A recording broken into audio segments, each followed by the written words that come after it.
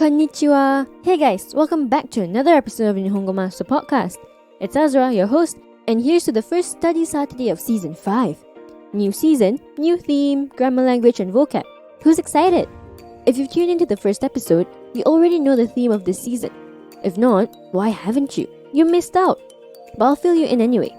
Season 5 is all about life and living in Japan. And the grammar language we're introducing in today's study Saturday is I've decided to. Like, I've decided to move to Japan 3 years ago. That was a big decision to make, but one worthwhile and no regrets since. Our Study Saturday language series is formatted just like Nihongo Master's online learning system. So if you love this language series, you'll definitely love our program. Check us out on nihongomaster.com if you haven't already, but only after this episode. Decisions. Oh, as an adult, there are a lot of decisions we have to make. Sometimes too many of them. But decisions are not just for adults. Whatever stage in life you're at, you've got to make some sort of decision. Like, what am I going to wear today? Oh, I've decided to wear my white shoes. Or what did I eat for lunch yesterday? I decided to eat Thai food. And what about this one? I've decided to go to the gym every day. Haven't we all promised ourselves that at one point or another? Now, to say all of that in Japanese is pretty easy. All you need to do is add this phrase after the verb of the sentence. ことにする. The verb should be in plain form. Let's use this first sentence as an example. I've decided to wear white shoes. White can be said as shiroi or howaito in Japanese. Shoes is kutsu. To wear a type of footwear, the verb is haku. Now, if we put the sentence together and add the new grammar phrase we learned, we get 白い靴を履くことにする. The phrase is also often said in the past tense of ことにした. That's because a decision is something that we make in the past. Isn't it more common to say, I've decided to, rather than I decide to? Exactly. So for this example, I decided to eat Thai food, we can say it as タイ料理を食べることにした. How about a decision we made that's a continuous action? Remember that decision we made to go to the gym last week, and we're supposed to be doing that now, too? So for that kind of a decision, we use ことにしている. I've decided to go to the gym every day. Can be translated to 毎日はジムに行くことにしている in Japanese. Okay, so those are for verbs. What about nouns? You can leave out the こと part of the phrase and just use にする.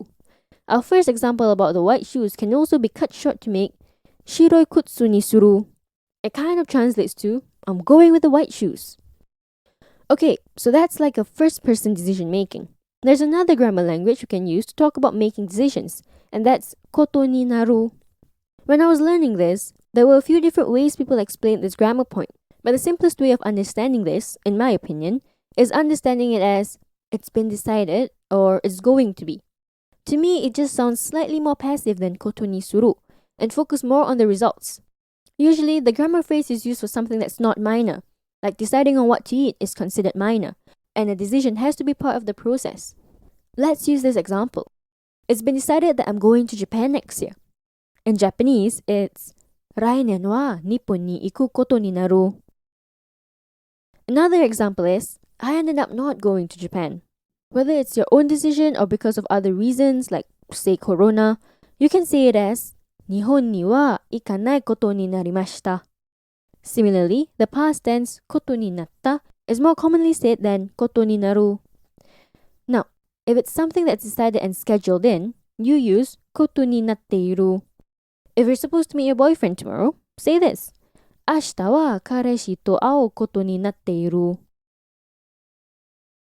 Let's quickly wrap it up with a recap. To say I've decided to, you use ことにする. You can also use ことにした. To talk about a decision made that's still ongoing, you use ことにしている. You can use ことになる or ことになった to mean it's decided that or it's going to be. Use ことになっている to mean it's supposed to be or for something that's scheduled in. Right, time to look at some role-playing scenarios. We have 2, and our first one is Lisa and Sarah talking about their plans. ねえ、サラ、来年の予定は大学を卒業したいよね。そうだ。来年は、さあね、旅行したいけど、コロナのせいで無理かも。だよね。私は日本に行くことにした。そこで住みたいから。うわー、すごい。なんで日本？どんな仕事をする？日本で。多分、英語の先生として働いている。そのような仕事を見つけるのは簡単だ。そうなの？わあ、私も海外に住みたい。いいな。でもお金がないから、両親がイギリスで働くことになっている。でもイギリスもいいと思う。そうだよね。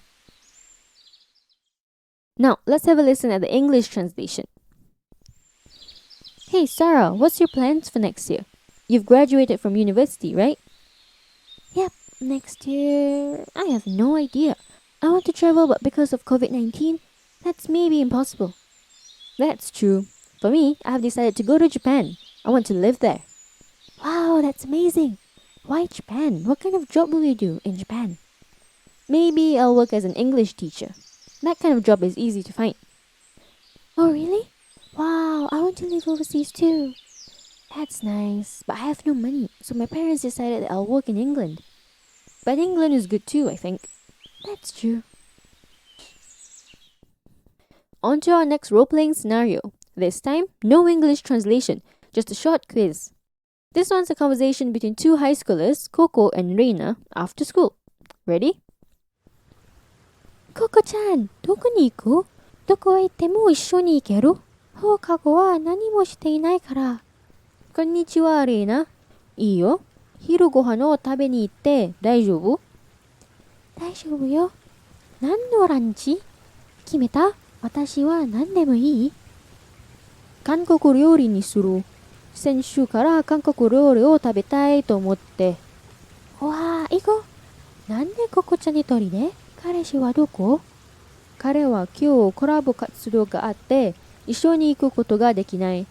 でも、あさっての放課後は二人とも暇があって映画館に行くことになっている。いいね。私は彼氏がいないからいつも一人で。大丈夫、大丈夫。Now, we have 3 quiz questions for you to challenge yourself with. First question, where are they going to go? Second question, why is Coco-chan alone today? Third question, what's Coco-chan's plans the day after tomorrow?